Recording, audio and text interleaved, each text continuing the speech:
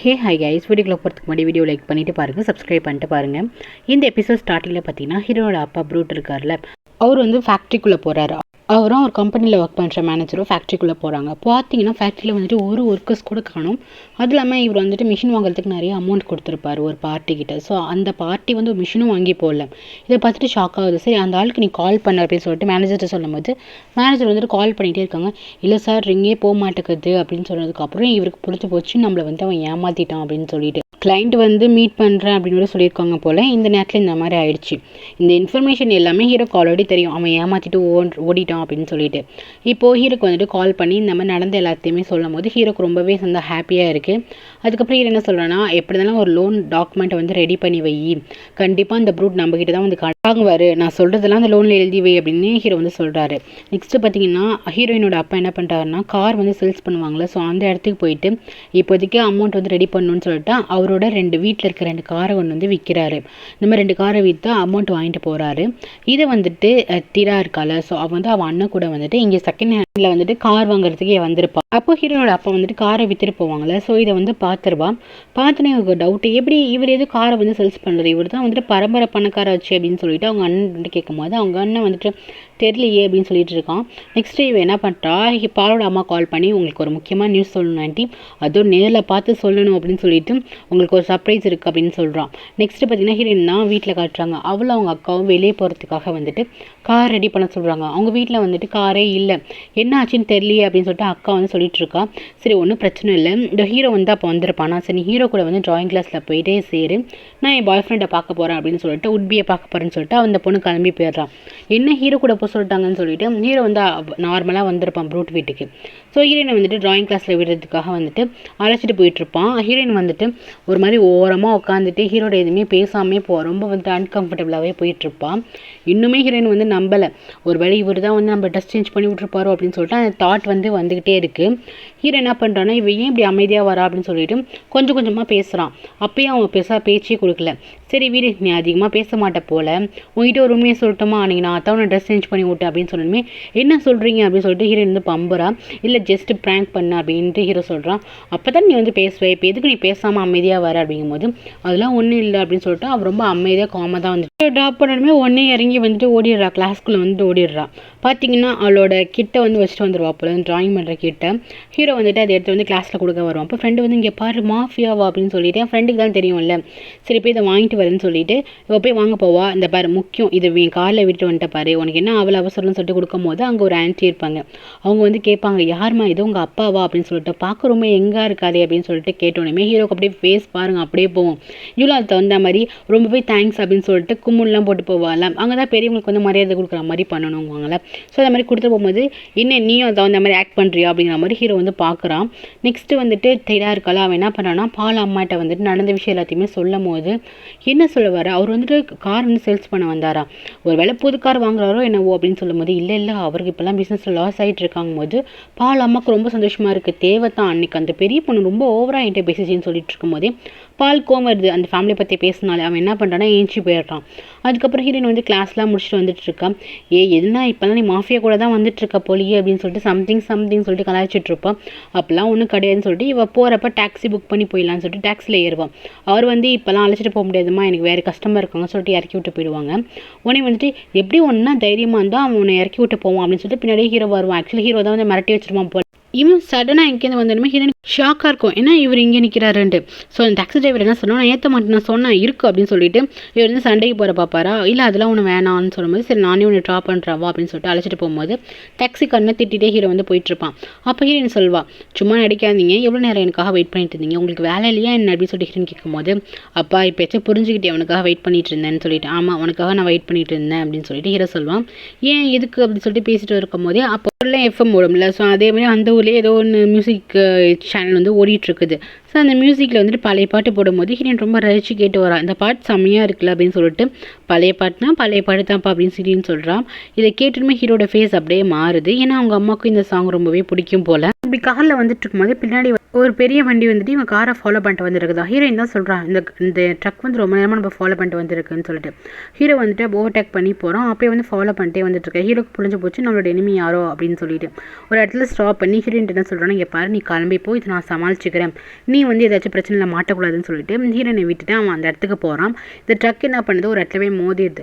So அதுலேருந்து ஒருத்தவன் இறங்கி ஓடுறான். ஹீரோ வந்துட்டு பின்னாடியே பிடிச்சிட்டு பிடிக்கிறதுக்கு ஓடிட்டு இருக்கான். அப்போ பார்த்தீங்கன்னா அந்த பையன் தான் ஹான் தான் வந்துட்டு ஹீரோவை ஹர்ட் பண்ணுறதுக்கு வந்திருப்பான் போல். ஸோ ஒரு இடத்துல ஓடும் போது, நீ எதுக்கடா வந்துட்டு என்னை ஃபாலோ பண்ணிட்டு வர, நீ எதுக்கு இந்த மாதிரி பண்ணும் போது நீ சாகணும் அப்படின்னு சொல்லும் போது இவனுக்கு ஒன்றுமே புரியாது.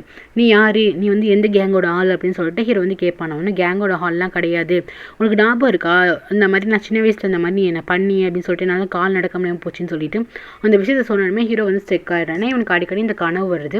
அவன் ரொம்ப அதை நினச்சி அவன் ரொம்ப ஃபீல் பண்ணிகிட்டு இருக்கான். இப்போ இந்த விஷயம் சொன்னதுக்கு அப்புறமே இவன் என்ன சொல்கிறான்னா, என்னால் வந்துட்டு பல வருஷமாக இந்த விஷயத்துலேருந்து வெளியே வர முடியல, இதுக்கு பெஸ்ட்டு சொல்யூஷன் என்ன தெரியுமா, நீ வந்து என்னை சாகடிச்சிடு, நான் உன் கையாலே செத்து போயிடுறேன், நான் பண்ணது எனக்கு ரொம்பவே தப்பு அப்படின்னு சொல்லிட்டு என்னை சாகடிச்சிடு, இந்த என்னோட நெஞ்சிலே சுடு அப்படின்னு சொல்லிட்டு சொல்கிறான். அதுக்கு தகுந்த மாதிரி இவன் சாவடிக்க தான் வரான். அதுக்குள்ளே போலீஸ்லாம் வந்துடுறாங்க. ஹீரோயின் போயிட்டு போலீஸ் அழைச்சிட்டு வந்துடுவா. இவன் போலீஸ்கிட்டையும் தப்பிச்சு போகணும்னு சொல்லிட்டு ஹீரோயின் வந்து பனை கைதியாக வச்சு கிட்ட வந்தீங்கன்னா இவ்வளோ சாகடிச்சிருவேன்னு சொல்லிட்டு என்ன பண்ணுவானா, ஹீரோனை ஹர்ட் பண்ணுற மாதிரி போவான். ஹர்ட்லாம் பண்ண மாட்டேன், தள்ளி விட்டுட்டு ஓடிடுவான். அதுக்கப்புறம் ஹீரோக்கு ரொம்பவே கஷ்டமாயிடும். நீ எதுக்கு இந்த பிளேஸ்க்கு வந்த அப்படின்னு சொல்லிட்டு ஹீரோ வந்து கேட்பான். எப்படி நீங்கள் வந்து பிரச்சனை இருக்கும்போது நான் உங்களை விட்டுட்டு போக முடியும், நான் அந்த வழியாக போனேன், இப்போ ஸ்டேஷன் பார்த்தேன், ஸோ அதனால போலீஸ் அழைச்சிட்டு வந்தேன் அப்படிங்கும்போது இவனுக்கு ரொம்ப ஹாப்பியாக இருக்கும். இப்படி நம்ம மேலே அக்கறையாக இருக்காளே அப்படின்னு சொல்லிட்டு. அப்புறம் ஹீரோ வீட்டில் போய் விட்டுட்டு நெக்ஸ்ட் டே நானே உன்னை ட்ராயிங் கிளாஸ்க்குலாம் அழைச்சிட்டு போகிறேன் அப்படின்னு சொல்லிட்டு வீட்டில் பத்திரமா விட்டுட்டு போவான். இது வந்துட்டு பால் வந்து பார்ப்பான். நெக்ஸ்ட் பார்த்தீங்கன்னா இவன் ஹீரோ வந்துட்டு ஒழுங்காக ஆஃபீஸ்க்குலாம் வர மாட்டானே. ஸோ ரீனாக்கு வந்து ரொம்ப டவுட்டாக இருக்கும், இவன் எங்கே போகிறான் எங்கே வரான் அப்படின்னு சொல்லிட்டு. சரி பேசாமல் அவன் வீட்டுக்கே போய் பார்க்கலாம் அப்படின்னு சொல்லிட்டு பழைய வீட்டுக்கே வந்துட்டு இவ போய் பார்ப்பான். அவள் உள்ளே போகும்போது யாருமே இருக்க மாட்டாங்க. கிங் தான் எப்பவுமே வந்துட்டு இந்த மிஸ்ட்ரஸை வந்து யார்ட்டையும் காமிக்காமல் வச்சுருப்பான் ஹீரோ சொல்லி.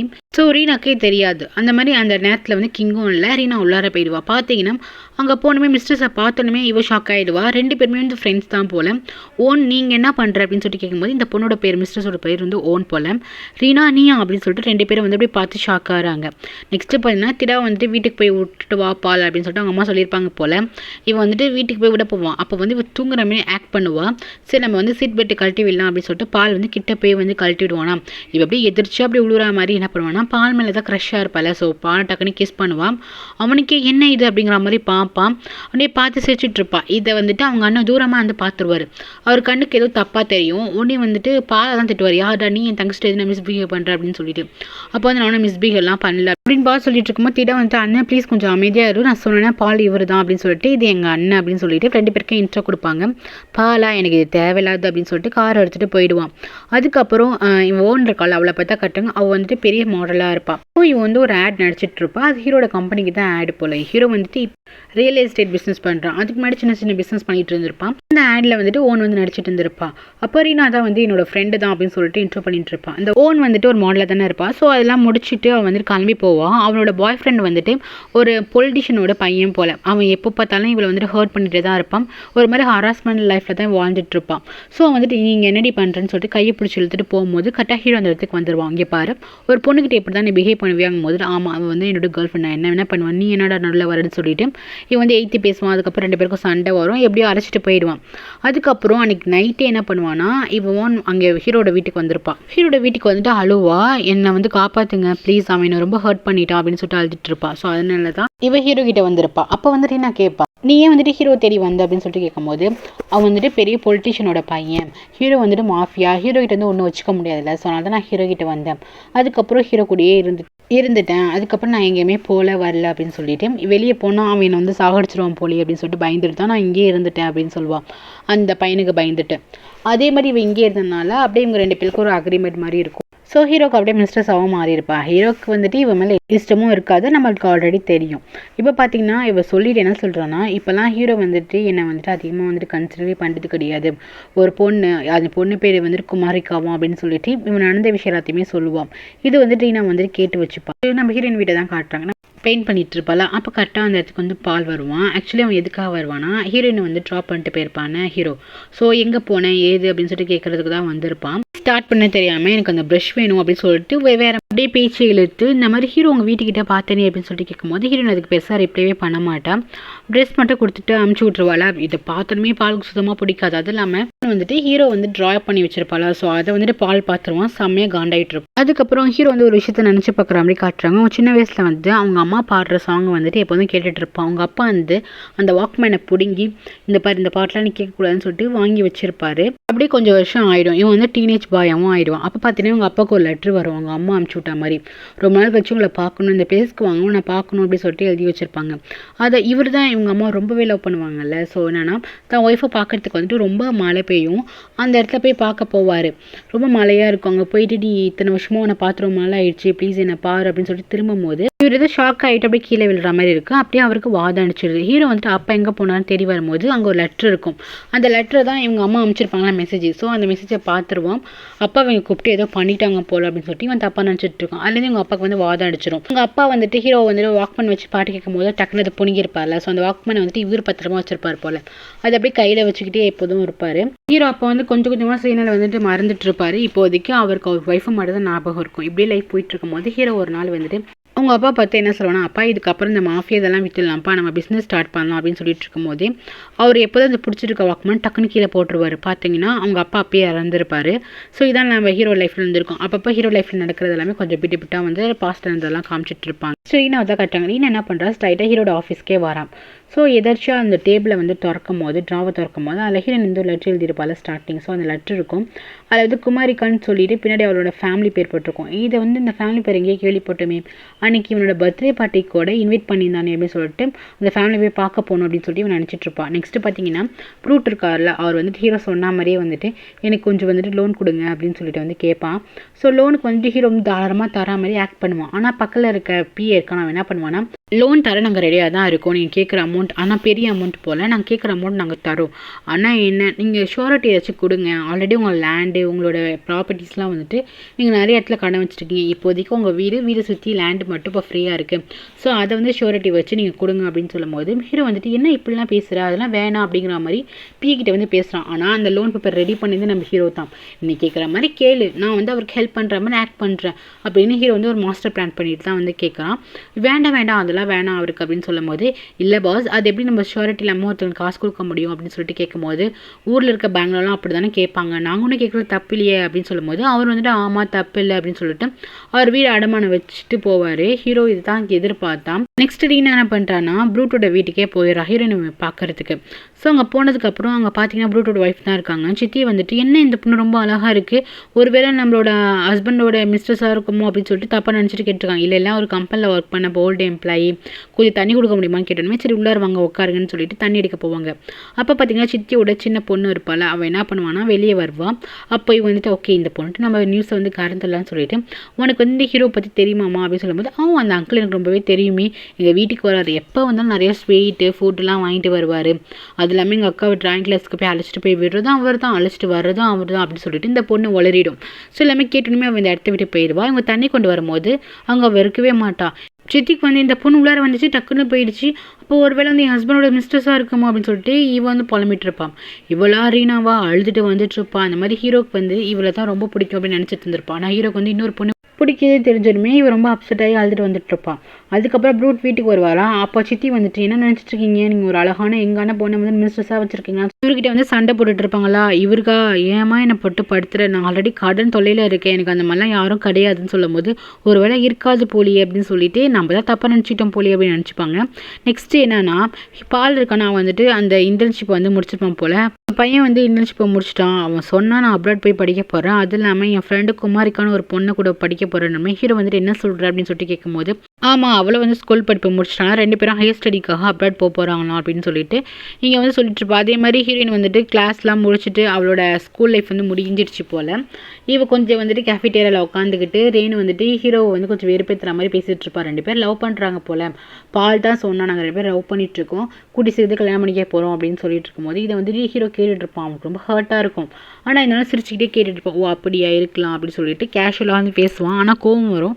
ஸோ என்ன பண்ணுவான், கையில் இருக்க கப்பை வந்து தூக்கி போட்டு உடச்சிருவான். இதை ரீனா பார்க்கும்போது இல்லை தெரியாமல் விழுந்துச்சு அப்படிங்கிற மாதிரி ஆக்ஷன் பண்ணிவிடுவான். நெக்ஸ்ட் நம்ம ஹீரோயின் வந்து எக்ஸாம்லாம் முடிச்சுட்டு ஓகே இன்றைக்கி தான் ஃபைனல் டேன்னு ஹாப்பியாக ஃப்ரெண்டுக்குள்ளே பேசிட்டு வந்துட்டு இருப்பாளா. அப்போ ஆப்போசிட்டில் வந்துட்டு ஹீரோட கார் வந்து நிற்கும். என்ன ஹீரோ வந்துட்டு இங்கே வந்திருக்காரு அப்படின்னு சொல்லிட்டு பார்க்கும்போது பிஏ தான் வந்துட்டு உங்களை அழைச்சிட்டு வர சொன்னாங்க ஹீரோ அப்படின்னு சொல்லிட்டு அழைச்சிட்டு போவான்.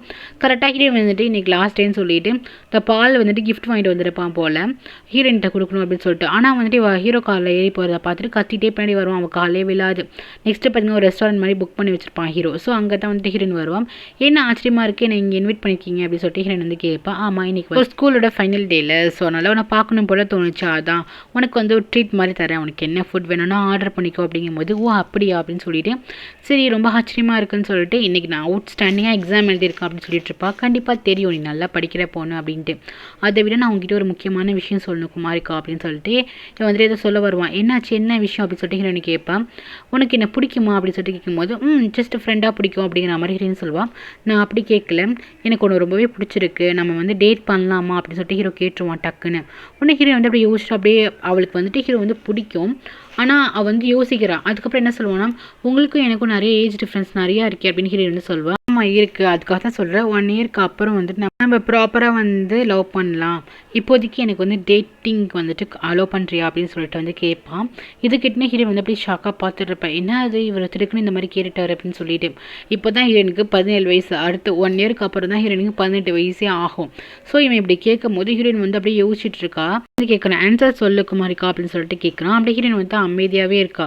அவள் எதுவுமே ஆன்சர் சொல்லாமல் அப்படியே இருக்கா. ஹீரோக்கு அப்படியே ஃபேஸ் மாறுது, ஒரு வேளை நோன்னு சொல்லிடுவாளோ அப்படின்னு சொல்லிட்டு. இவங்க 2 பேரும் பேசிகிட்டு இருக்கிறத வந்துட்டு வெளியே இருந்து ரீனா வந்து பார்த்துட்டு இருக்கா. ரீனா எப்படி இந்த பிளேஸ்க்கு வந்திருப்பானா, ஹீரோட பிஏ இருக்கானு, அவன் வந்து ரீனாக்கு தான் ரொம்ப சப்போர்ட் பண்ணுற மாதிரி, ஹீரோ எங்கே போகிறான் எங்கே வரான் அப்படிங்கிறது வந்து இப்போ தான் வந்துட்டு சொல்லிட்டு இருக்கான். இப்போ சமீப காலமாக சொல்லிட்டு இருக்கான். ஸோ அவன் தான் சொல்லியிருப்பான் போல். ஸோ ஹீரோ என்ன பண்ணுறான்னா, ஹீரோன் கையை பிடிச்சிட்டு, நான் உண்மையில தான் சொல்கிறேன், எனக்கு ஒன்று ரொம்பவே பிடிச்சிருக்கு அப்படின்னு சொல்லிட்டு இவன் ப்ரப்போஸ் பண்ணிட்டு இருக்கான். இவன் அமைதியாக இருக்கா. இவன் இப்படி கையை பிடிச்சி பேசுறதெல்லாம் பார்த்துட்டு ப்ரப்போஸே ஒரு பொண்ணுக்கிட்ட பண்ணுறானா இவன் அப்படின்னு சொல்லிட்டு இவங்களுக்கு ரொம்ப ஹர்ட்டாக இருக்குது. பார்த்து முறைச்சிக்கிட்டே இருக்கா. ஸோ இதோட இந்த எபிசோட் முடியுது கைஸ். தேங்க்யூ ஃபார் வாட்சிங். லைக் பண்ணிட்டு பாருங்கள், சப்ஸ்கிரைப் பண்ணிட்டு பாருங்கள். Take care.